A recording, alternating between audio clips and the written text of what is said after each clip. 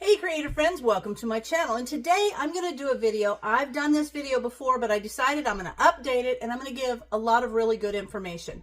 The reason I'm making this video is because I made a long time ago a video of canning tuna, and I also have made videos of canning salmon and steelhead. It's all basically the same. So what I thought I would do is go ahead, and I'm going to use Brian, who's never canned tuna before. Look, he's so excited about it. Never canned tuna before, and this way I kind of get my head around like the educational portion, like when we do our workshops of teaching people how to can tuna. So I've made notes on really important information. But as we can tuna, we're going to be canning just the tuna, but during that I will also talk about different things with salmon. So you can watch this video and see the actual process, but then you can still learn about anything that's a little bit different, which is really nothing much with salmon. So that's what this video is going to be about. Now I have made, like I said, I've made a whole list here because what happened was I was cleaning my freezer out, and I canned tuna a few months ago, and usually like August is when tuna canning happens. And lo and behold, I'm cleaning my freezer out and I found like 7 zip top bags of tuna fillets. And there's like 2 tuna fillets in each and 3 in one of them. And I thought, what the heck? I completely forgot it was in there. And I know that I didn't intend it to be there in there for long term because it wasn't vacuum sealed. So I knew I put that in there thinking, oh, I'll get to this. And I just forgot about it. So I pulled it out. I've got it thawed. I took it out on Wednesday. I've let it thaw in the refrigerator. And now we're ready to can it. So I'm going to get Brian in here in a few minutes, but I'm going to go over some of the equipment that you'll need so that you can see that. So hang tight and I'll show you that. All right, so what you need is, I have all this tuna. Look at that. And that is a Tupperware. That's a bowl. It's the biggest size. If you're interested in having an awesome bowl like that, look in the description because my Tupperware link is there. But there's the fillets of tuna. I have a nice tray because it's nice to put the tuna or the salmon out. Now, the tuna comes in fillets. Salmon will come in a big side, and there's skin on it. Leave that there because you're just going to cut it and then roll it and put it in a jar, and I'll talk to you about that in a second. So you need something to cut it on. I like to use a tray. It keeps all the liquids in here. I've got a little bowl of vinegar. This is what's going to wipe the top of the rim. Why vinegar instead of water? Because vinegar cuts the oils that will get, as you're putting the tuna in the jar, it'll get around the edge. There's some good quality lids. I've got a lid lifter so it's easier to pull the lid up. We're also going to be wearing gloves because tuna fish on your hands is just yucky. And then there is a jar lifter, and I've got my rings. And yeah, these rings are not real brand new, attractive looking, but there is no existing rust on them. These are my tuna lids. And the reason they get kind of icky looking like this one is because the oils will kind of come out of the jar in the steam, and they kind of oxidize on the lids, so you might get dark spots on your rings or your lids, and that's why I keep those just for tuna, because that's going to happen. But I wash them and dry them well so rust doesn't happen. Now the other thing I have are clean pint jars and half pint jars. A pint is a pound of tuna. That's a lot, but I'm going to do pints because I don't have any, and I could use this for like a tuna loaf or tuna patties or something. And then I've also got some half pint jars, and this is great for like sandwiches or a smaller size tuna casserole, things like that. So these are both wide mouth tops. It's not required. It's just easier to get the tuna in a wide mouth top. So the other thing is, Brian and I, come show them your apron. We're wearing aprons. Why? Look at that. Isn't that cute? The reason we're wearing aprons is not necessarily, people think you wear aprons to keep the food from staining your clothes. That's one benefit. But it's also because you've been wearing these clothes all day. We've been outside, we've been doing things, and you don't want anything that's on your clothes to get on your food. So it's like a double layer thing. So now what I'm going to do is I'm going to get Brian over here. We're going to put a piece of tuna out here. I also have my pressure canner, by the way. I've got my pressure canner, and I've got it all set up here. It's on low, just so that the water stays warm. I use a weight. I'll discuss that in a little bit, but there is water in there, and in general you put like 2 inches of water, but tuna, salmon, that stuff goes for 100 or 110 minutes if it's smoked, and I'll address that while we're watching Brian fill some jars. But because it goes so long, we add a little extra water in there. Okay, so now I'm gonna get Brian over here with his gloves on, and let's get started. All right, here we are. Brian has taken a fillet and laid it out on the table. And honestly, he's never ever done this before. I haven't. So what I've done, which is a good idea, I've got these notes of things I want to talk to you. But see here where I've got these little check-off spots? This is a good thing for anyone, even if you're a super seasoned canner. I have a checkoff for vent 10 minutes. I have a checkoff for come to pressure, and I reminded myself of what pressure. We're at sea level, so our pressure is 10 pounds on a dial, or on a weighted gauge, 11 pounds on a dial gauge, and there's a little tip there. I'm going to tell you why that is. Then we're going to set our timer for 100 minutes, which is 1 hour and 40 minutes. We're going to come to pressure. After it comes to pressure, we set it, and then we depressurize, remove the weight, let it sit for 10 minutes, and then we remove the jars for 12 to 24 hours. So I have these check off, and that's always a good plan. 1-inch headspace. I'm going to talk to Brian about that before he gets started. So he's got a nice squatty pint. I love these jars. You're going to cut chunks and put them in there. You have to have a 1-inch headspace. The headspace is very important. Don't alter it, and don't think you can cram more in there, because the headspace is calculated based on the food that's in the jar. It will expand. And if it expands more than that, it's going to get stuff up and it's going to ooze out and get stuff on the rim, which will keep it from sealing, or it'll just push the lid off completely. And if you tighten your ring too tight, we'll talk about tightening, it will hold it down so no air will get out, and then it'll buckle your ring. So what will happen is your food will expand enough to push all the air out, and then when it cools, it will shrink, and that's what causes the vacuum. So if you leave too much, not all the air may come out, and it still may come down enough to create a little bit of a vacuum, so you think it's sealed, but it's not. And if you put too much, it won't work properly.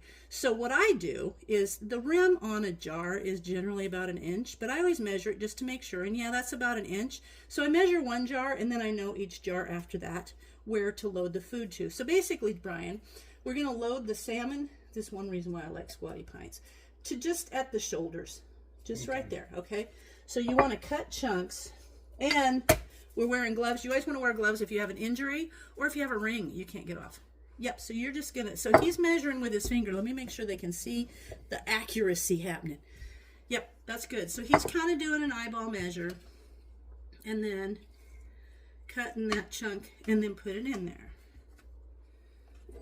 Some people will put a ring on there just so that when they put it in there, they can take the ring off and they know there's no oil on there. But you don't have to. Now, if this is salmon, you're going to cut the length of the jar, and then you roll it from the skinny part over to the fat part. So it looks like a little, the skin is on there. It looks like a little cinnamon roll. You know what I'm saying? That bone is there. We're going to pull that bone out. So you're going to do that. You're just going to kind of roll it and put it down in the jar with the skin side out. Skin is good on salmon because it produces a really nice oil. You don't add liquid to this because so much oil comes out of it. No, just stick it in there like that. You just cram this in there. This doesn't have to be like salmon. So anyway, so when you roll it, the skin actually creates a really good oil. It's very flavorful. And also the oil that comes out of the tuna or the salmon are phenomenal for dogs. So this is what I would do there. Oh yeah, that's probably a little much. So just pinch off some of that tuna, just pinch it. Because it's not pretty, you know, there you go. It's gonna be perfect. All right, so then what I do is I look, see that big block of air? I'm just going to shove my finger down there and kind of shove in there. This isn't going to come out as, you know, like a fillet. It's just going to come out like tuna in a can. But I'll tell you folks, and Brian can testify to this, once you've had home canned tuna, you never go back. You don't. All right, so that's looking pretty good. A couple of air pockets, but not the end of the world kind of stuff. So now what Brian's going to do, he's going to dip that paper towel in this vinegar. Make sure that you can see that on the, there you go. You're going to have to hold it over there. And then wipe the top with the vinegar to cut the oil. And there's also, I put about 1/4 cup of vinegar in the water for the boiling water, or for the pressure can or two, because that helps with the odor. You want to go around the top. Oh. Here, let me show you. I'm going to teach you this. Yeah, and you can get vinegar. If you load your towel up and it drips in there, it's fine. It doesn't hurt anything. You can't taste anything. Now, you could actually flavor your, let me try. You get it real good and just go whoosh around it. Okay, now take your little magnet thing, and you technically you don't have to, but okay, put that on top. Perfect. Now you're going to put a ring. Grab a ring. Put it over the top. And you're going to go to fingertip tight, which means you're going to get it to where it wants to stop. So you're going to get it to where it just, put your hands on there. So it just wants to stop, and then you bring it back just a smidge. This way it holds the lid on, but not so tight that the force of the air coming out will buckle it. But it also leaves it so that it'll move a little bit so the air can evacuate. So there's one jar done. We're going to have Brian do one more jar for you, and then I will give you some info while we're doing that. Some people will take off, some of this has these strings. Those will dissolve in the process, but that's just ewy, so we're not going to put that in the jar. So I have 18 jars, and its average is about a pound a jar. Now, let me tell you some tips. When you're canning salmon and you roll it up and put it in their same exact process, you're just going to roll that slice, like he's measured that slice. After the processing, you might notice little crystals in there. Those crystals are called magnesium ammonium phosphate, and they are fine. They are not a problem. And in 20 years of doing this, I've only ever seen those once. And they will go away when the salmon is heated, like if you're making salmon patties. And there's a big earboat, yeah. And then they'll go away, but they are safe. So don't freak out if you see any crystal in your salmon meat or on the lid, on the inside of the lid. Okay. Okay. It looks perfect. And see, you see these little, those are just fibers in the meat, and that's fine. And so now you're going to wipe the top real good. Get it wet. Get it wet. There you go. Yeah, perfect. And so then the other, do we have to pre-sterilize these jars? No, we don't. Why? Because they're going to be in a pressure canner. Pretty much anything, I won't even say pretty much, I will say anything that's processed in a pressure canner does not need to be pre-sterilized, because the heat itself is going to sterilize the jars. If you're boil water canning and it's over 10 minutes, then you don't have to pre-sterilize, because it'll get sterilized in that 10-minute time. So there's that tip. You don't have to pre-sterilize if you're boil water canning for over 10 minutes or if you're pressure canning. So these have not been pre-sterilized, but they have been washed and dried really nicely. So there's that. The other thing is, this is going to process for 100 minutes, whether it is a pint or a half pint. Steelhead, salmon, all 100 minutes, because that's how you process fish. And it doesn't matter what size it is. Some recipes will have you process different times based on different sizes, but all fish is 100 minutes. Now, if you're smoking salmon or you're smoking tuna, you're not going to like smoke it to like where you would eat it. You basically just smoke it, and the directions will tell you how many minutes. I don't do it, so I never remember perfectly. But you smoke it just to get the smoke flavoring on the outside, because everything intensifies when it's canned. So you're going to process that for 110 minutes. Why? Because the smoking dries out some of the meat, and it's denser, so it's harder for the heat to get through. So you have to add that 10 minutes on there. It looks perfect. Now there's that. Now what happens if you have a jar that suddenly, after it isn't, no, that's fine. Maybe a smidge. What's this piece? Pull some of that off. You might have a jar that maybe didn't seal. If you can reprocess your jars within 24 hours if you want to, and why is that? Like, you're thinking that jar is set out on the counter for 24 hours and the food safety is only like 4 hours. Because in the process, you have killed everything back to the point that anything that would grow and make you sick has to initially grow. So you have all that extra time. So when you're canning, if your seal doesn't happen in 24 hours, you're going to take it out of the jar, or you're going to take the lid off, you're going to re-wipe everything, put a new lid on, and you can reprocess it. So there's that. So I'm going to let Brian finish this, and we will come back when all the jars are full and they're ready to process. Okay, Brian just pointed out, why am I cutting on metal?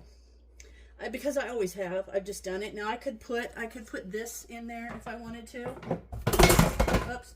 He's afraid it will dull my knife. And yeah, this isn't a knife that I keep really super sharp. It's just kind of like, you can pull the tuna apart.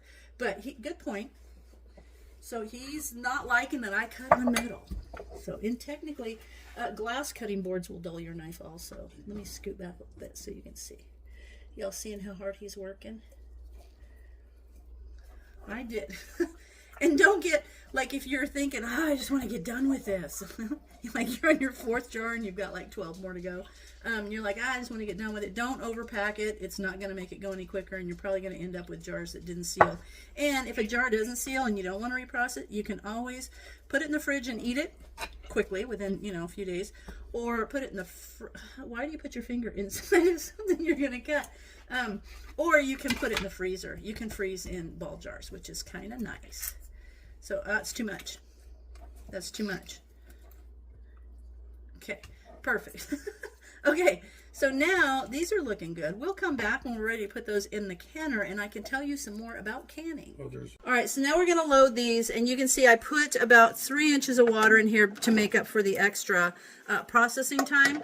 But don't freak out. You see how those jars are underwater, and people are like, oh my gosh, that's fine. It's like boil water canning. The jars are underwater, so it will be fine. Put one in the middle. And now I want to stack my jars. So I have another one of these this is like a rack for the bottom, or you can get them in, I just put them there. And then you can put them, I try to alternate them, but that's fine. So then you're going to put those on top. And this way you can process a double stack. So I'm going to go get some more jars because we need more jars, but that's how you load a canner. And as soon as we get the other jars and get them in here, I'll show you how we process. Okay, so I've got this loaded, and actually we went ahead and jarred up the other, what was left, and that means we will have 2 batches because there's too much to put in here, and so I'm going to have to run 2 batches. But now what I'm going to do is I'm going to put the lid of the canner on. I want to point a couple things out. This little doodad right here, it's going to, when you look at your canner, and people are afraid they're going to be able to open their canner up. Well, while it's heating up, 2 things are going to happen. You're going to vent steam out of this little thing for 10 minutes. Once steams, you get a nice column of steam out of here. You want to let it go for 10 minutes. That evacuates all the cold air pockets from around the jars. This little thing, you're going to see it kind of sputter and kind of move around, and steam and little sputters going to come out of here. That's fine. That is just letting some steam come out of there, and eventually when the pressure's there, this is going to pull up solid, and you won't be able to open, you shouldn't be able to open your canner because that actually locks onto this little tab. There's a little tab right here, and when you put your canner together, you can see it comes around and that locks right there. So that's going to come up and hold onto there. That's just a safety feature. Another safety feature on a canner is this little pressure release. And what happens to that is if it, for some reason, this gets clogged, something happens and too much pressure builds up, that thing's going to fly out. It's a little rubber doodad. When you buy a new gasket, this will come with it too, so you change those at the same time. But that will pop out of there and release all the pressure. Now here's just a tip. Ask me how I know. When you are heating up your canner and steam starts coming out of this vent, you want to make sure your canner is turned if you have a microwave above your stove, because that steam blows straight up on the bottom of your microwave. And I'm going to show you mine so you can see what I'm talking about. See right there, that steam will blow up on there, and the steam will ruin your microwave. And I know this because it costs more, I'll just tell you, to replace the door of a microwave than just to replace the microwave. So that's what we had to do. And now what I'm going to do is I'm going to turn this on high, and I'm going to get this column of steam coming out of here. And then once it's coming out of here, I'm going to set a timer for 10 minutes. And remember, I have this on my little paper to check off. 10 minutes should evacuate everything, and then we're going to put the weight on. I can with a weight. There's 2 ways. Your canner will come with a gauge, and that you need to get checked every single year. Or if you've been canning a whole lot, because you want to make sure your gauge is accurate. If you have one of these, now every canner is different. This is a Presto, and this is what they call a Presto 3-piece weight. This is the equivalent of 5 pounds. This is the equivalent of 10 pounds, and then the additional one is the equivalent of 15 pounds, and that's going to be adjusted based on your altitude. So be sure and look at your canner books, your guides, and make sure you are using the weight or the gauge amount for your altitude. Now, people ask me all the time, why is my weight 10 pounds, But for sea level, it tells me to do 11 pounds on my dial gauge. That seems to be super confusing because it's a whole pound difference. And, you know, it can make a big difference. But really, this is the equivalent of 10.5 pounds. And so, but they can't make a little half pound like you do. You can't do that. So they do the 10 pounds. Then this is so small, in order to make half pound increments, your dial would have to be huge. So they just move it to 11. So the 11 matches the 10. Technically, it's 10.5 pounds. So they do 10 pounds and 11 pounds, but it meets in the middle at 10.5. If that makes sense, they just can't indicate half pound increments. And these are easier to do 5, 10, and 15 because they can't do like little 1 or half pound washers, I guess you'd call them. So anyway, that I hope explains it. Sounds a little confusing, but really that's what the deal is. So now I'm going to let this heat up, and then I'm going to let this start venting, and then I'll show you what to do there. Meanwhile, I'm going to show you a little bit of the tuna versus the salmon and steelhead. Okay, so I've got this tuna all jarred up, and you can see that this is just in nice, big, pink and beige chunks, right? So salmon and steelhead will look different in the jar. The processing and packing and everything's all the same. But this is salmon. You see how I said the skin is on there, and you can see there's the underbelly and then there's the skin. And side note, if you happen to get a scale in anything, or salmon will have the little bones, the little pin bones, they will dissolve. They will dissolve. And actually the salmon, it's good because it's extra calcium. But anyway, so this was done in August of 24, and the tuna is actually from Brian caught that when he went out on a you know, a boat with a guy salmon fish or tuna fishing. So that's cool. But you can see the liquid. See that beautiful salmon oil? That fish oil is phenomenal to put on like your dog's food. But so this, what you do is you take your salmon or your steelhead. See, there's the steelhead, and you see that you can see the skin is a little bit different. And you can see the color of the fish is different. So I hope you can see that. See the very pink for the salmon and the more lighter pink for the steelhead. But that where you cut the fish, you have the whole halfling, and you cut it in the length of the jar, and then you roll it from the little thin side, roll it in to the big side, and then that whole thing sits down there, kind of like a little cinnamon roll. So there's that. Anyway, I just wanted to show you those differences. And you can see the color of the oil is so different. Oh, they're so good. And I want to tell you, make sure that if you have pets around, wipe your whole counter and stuff off, because I will tell you, one time I was judging the counter fare a few years ago, and we were looking at and I was like, what is that, a bone? Because that bone should not be there. No, it was a cat hair. So you always want to make sure you can keep your counters and things clean before you go to do any canning. So I felt kind of bad because the lady was like mortified, but you know, that's just the way it is. Anyway, so we're going to let the canner come to pressure, and then I'm going to bring you back and show you the next steps. Okay, I want to talk about this. It sounded confusing when I was talking about this being a 10.5 pound. The weight is 10 pounds, but it's the equivalent of 10 pounds of pressure. But it takes an additional half pound to push it up. So come over and let's take a look. I'm still waiting for my my canner to heat. So you see how there's a little bit of steam coming out of there now. And when it gets just a little harder, we'll put a timer for 10 minutes. But do you see how this will sit there and that steam will come up and push it? So the steam will come up and go psh. You hear that? This is just an example. Hear how it's releasing? So it takes a half a pound of pressure to push this weight up to relieve the steam. One reason I like using the weight is because I can listen to it, and every time it reaches 10 pounds, it'll go psh, and it'll let it kind of rocks and lets the extra out. So just this weight will keep it at 10 pounds because the half a pound pushes it up and then it goes psh, and it lets it out and sits. That's how this is 10 pounds. You can't make a 10.5 pound increment mark on this, so they just make it so that this shows 11 pounds, because if you're at 10 pounds, then technically you're not enough pressure. I hope that made sense. Now, you can see, I think you could see some of the steam coming out. I personally like to get a stronger column of steam. So once I have the kind of column of steam, which is probably just in a second or two, I'm going to show it to you and we'll set the timer. All right, now I want to show you. So you can see the steam coming out. See that? I'm holding it up against the front of this modular bait. Now you see that, what I was talking about? That's just sputtering. So now what I'm going to do, this is good, I'm going to set my timer for 10 minutes. And you see how this kind of steam and then nothing and steam? Those places where there's no steam are actually, see, it just locked. You guys just saw that lock that on.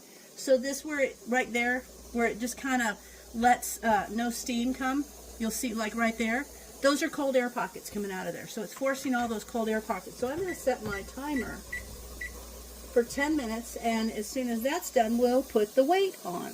All right, my timer just went off, and you can see how strong that column of steam is now. So I'm going to put the weight on, and it's going to take about 3 to 5 minutes for this to start, and you'll see it'll only take a couple, you'll watch this go up. And I had mine tested relatively recently, but even if I didn't, I wouldn't care, because I don't use this. I could just cover it. I don't use it at all. I listen to this, because when this is rocking, and depending upon the type of canner you have, you'll want to read the instructions, and oftentimes it helps to watch some videos to see that rockings. For this, it just continuously rocks back and forth.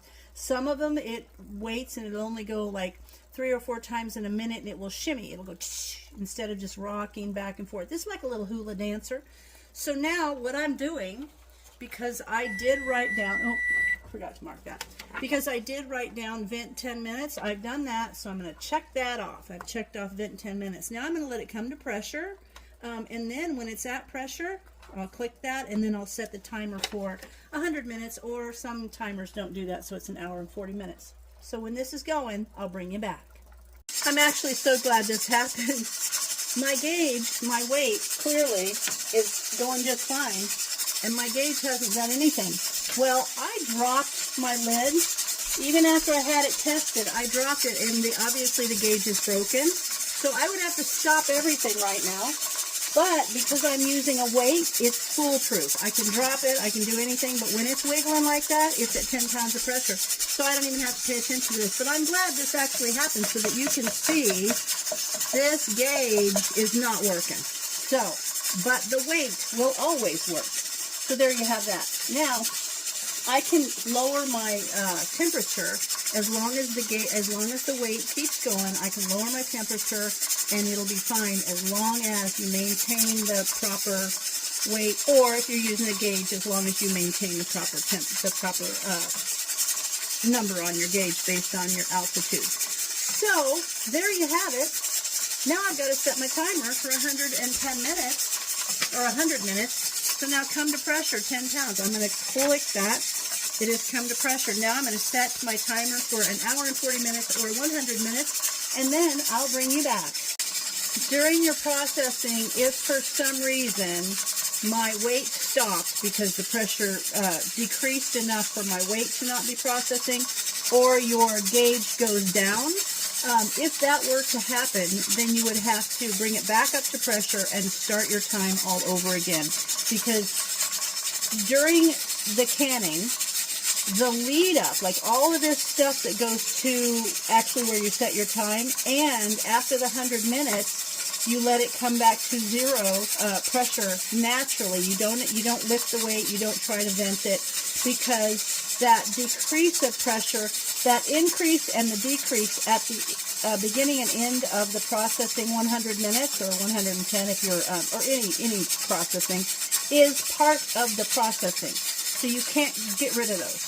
So if you've raised it up to 10 pounds of pressure and then it dropped, you got to raise it back up. And all of those increase and decrease at the beginning and end of the processing is part of the processing. So don't try to change that. Okay, just showing you. I gave it a little thump like that, and boom, the needle came up. It was stuck at the 0, but I was able to tap it, and look, it's right at the 11-pound mark. See how that is? So technically, it maybe was just stuck, but if I tap it, I had to tap it a couple times, and it moved, and then it stuck right there at 11. So we're good. All right, 100 minutes has passed, so I'm just going to turn it off. It's heavy, so I'm not going to move it. I'm just going to leave it set. So now what I need to do is leave it until this goes to 0, if we're trusting that, or this completely stops. I'm not going to take this off. I'm not going to put it anything cool on it. I'm not going to do anything to increase the speed of it cooling down, because remember I said that is actually part of the processing. So I'm just going to let it go, and we'll come back when we're at 0 pressure. Now this is going to take about, now this is not wiggling anymore, but if I move it, and this hasn't gone down. So we're going to wait for this to go down, and then we know it's at 0 pressure. But this is slowly coming down, and this whole process should take about 30 minutes. So we're just waiting. It is now at 0. You can see the little lock has gone down, and if I wiggle this, nothing comes out. So it's now to the appropriate 0 pressure. Now that I've taken that off, I'm going to let it like the pressure kind of equalize inside. So I'm going to set a timer for 10 minutes and let it go for 10 minutes, and then we'll come back and take the lid off, and we'll take the jars out. So actually canning, if you're canning fish or anything really, and it says, oh, a processing time, like if it's a tomato thing, let's say it's 45 minutes or 100 minutes. It's not just that time. It's quite a bit of time around that. And one of the things I find is when people start taking shortcuts or doing things that could end up in being a dangerous finished product is because they don't account for all the extra time and they get in a rush. So just know that if you're canning fish, if you're canning tuna, salmon, steelhead, whatever, it's going to take all day. Now I have to do a whole second batch, and so it's going to be another probably about 5 hours before that batch, or not 5 hours, I'm sorry, maybe an hour, maybe 3 hours before that's done. So it takes a bit of time. Just always be sure you count that in when you're canning anything. All right, now we're at 0. Boy, I'm telling you what, when you open this, the house smells like tuna. So if you're doing this in the wintertime, just know. In the summertime, you can open all your windows and doors. So he's going to turn it, lift it away from yourself because that steam is hot. You set it here, and then I'll put it over by the sink. Now, super important is to take those and lift them straight up, over and down. You don't want to tilt them, or you're going to get fish oil in between the ring, the top, the flat, and the top. I'm going to show you. Look in there. And if you get any oil in the water, it's not the end of the world. That's fine. So he's going to go ahead and take these out. And they look so good. Here, hold one of those close. You see how it's continuing to boil inside? That will go on for quite some time. Some will really be active. Others may not. But that can go on for a couple of hours. The boiling inside. That's a good thing. This one's got bugs. It's got what? Oh, that's just you know, like the, see? Okay, this is actually good. You can see on the side, you can see of this one. Hang tight. Put that one down. Oh, okay. That's all right. So see this? This is just some of the oil that got in the water, and then it scorches. It's not a big deal. If you see that, it's okay. It just sticks to the side of the jar, and that's just like, you can see how that's papery. That's just oil that has kind of oxidized. So now, What do I do? now you're just going to take this out. I try to stick this. I'm lifting the little divider out. I'm danger. I got to get something to stick in there to lift my the little divider out. Had to lift it out, so I got this to slide in on the side of it, choop, and pop it up like that. So now he can continue to get the rest of those out.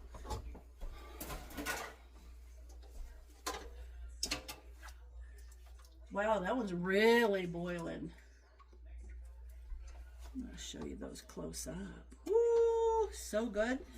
But you're going to see when these stop, the oil's going to go down to about halfway. Watch your fingers. You see how those are really, really going? That's what you're looking for. But some of them may not boil that intensely, and that's okay. You know that was hot in there, don't you? That's why you don't need to sterilize your jars. So there's our first batch, and now we've got the second batch to go. And then we will have lots of pints of tuna. That's a lot of tuna in a jar, but I've got so many half pints, I thought, well, I'll just do some pints. I could use that for a tuna casserole and a couple sandwiches. You know, just take one jar out. So, very good. All right, is that it? One more. One more. Now, these are going to set for at least 24. Now, see, that one's not boiling, and that's fine. So these are sitting for about 24 hours, and you're going to start hearing the seals pop, which means they're sealing, and it's going to be phenomenal. Don't tighten the top.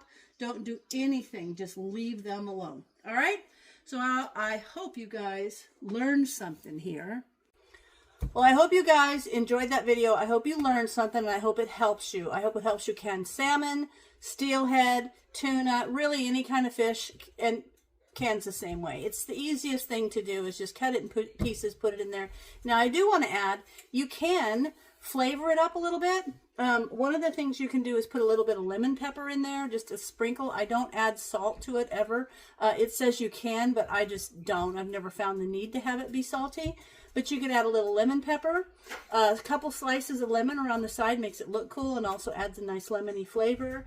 You could put a tablespoon of barbecue sauce in there. You could put a tablespoon of salsa in there with it, and it gives it a really great flavor. The salsa tuna is really good if you want to mix it with cream cheese and have like a tuna salsa spread. It's really good. So anyway, I hope you guys learned something. I hope this helped you. And as always, thanks for watching, and I'll see you in my next video.